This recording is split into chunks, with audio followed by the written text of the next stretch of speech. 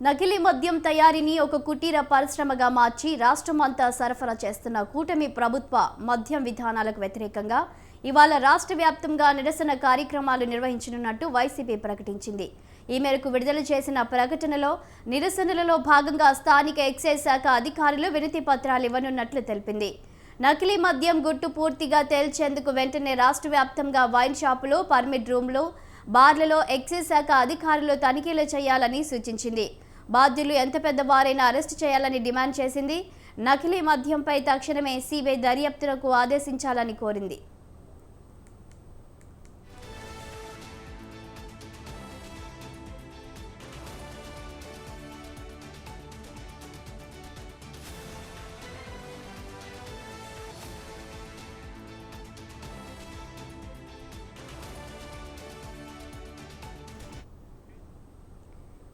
ఇక నకిలీ మద్యంకి సంబంధించి మరింత సమాచారం మా కరెస్పాండెంట్ అలీ అందిస్తారు.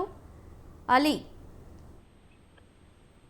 Good morning. ఆంధ్రప్రదేశ్ లో వైఎస్ఆర్సీపీ ఆధ్వర్యంలో నకిలీ మద్యం మీద పెద్ద ఎత్తున పోరాటాలకు వైఎస్ఆర్సీపీ అధినేత YS Jaganmohan Reddy party cadre అందరిని కూడా ఆదేశించారు. ఈ నేపథ్యంలో ఈ రోజు రాష్ట్ర వ్యాప్తంగా ఏదైతే ఎక్సైజ్ కార్యాలయాలు ఉన్నాయో వాటి వద్ద పెద్ద ఎత్తున నిరసన కార్యక్రమాలు నిర్వహిస్తున్నారు.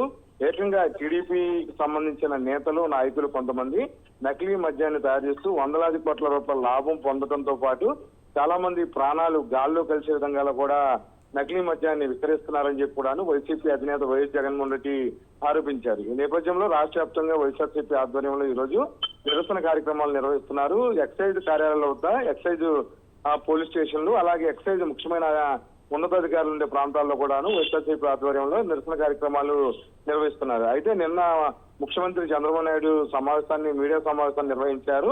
ఈ సందర్భంగా ఆయన మాట్లాడుతూ రాష్ట్రంలో జరుగుతున్న నకిలీ మద్య కుంభకోణానికి సంబంధించి సిట్టు దర్యాప్తు ఆదేశించారని చెప్పడాను ఆయన చెప్పడం జరిగింది. అయితే సిట్టు దర్యాప్తు విషయంలో ఒక విధంగా వైసీపీ సక్సెస్ అయిందని మనం చెప్పొచ్చు. మొత్తం మీద కూడాను నకిలీ మద్యానికి సంబంధించి ఇప్పటికే చాలా వరకు కూడాను కొంతమంది ప్రధాన నిందితుల్ని పోలీసులు అదుపులో తీసుకున్నారు. అలాగే కొన్ని ప్రాంతాల్లో విచారణ ఇంకా కొనసాగుతుంది. అయితే ఈ నేపథ్యంలో ముఖ్యమంత్రి నిన్న మాట్లాడుతూ ఇది కేవలం టీడీపీ ప్రభుత్వం అధికారులు వచ్చినప్పుడు జరిగింది కాదు, ఒక్కొక్కటి ఇంకా లోతుగా విచారణ జరుగుతుంటే చాలా షాకింగ్ విషయాలు కూడా తెలుస్తున్నాయని ముఖ్యమంత్రి చెప్పారు.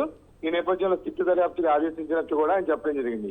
ఏదేమైనా సరే వైఎస్ఆర్సీపీ ఇది కలిసి వచ్చిన అంశంగా భావించి దీనిపైన నిరసన కార్యక్రమాలు పిలుపునిచ్చింది. మహిళల ఆధ్వర్యంలో పెద్ద ఎత్తున ఎక్సైజ్ శాఖ కార్యాలయం ముందు ఈ రోజు నిరసన దీక్షలు చేయనుంది. Shalini. Right, thank you Ali.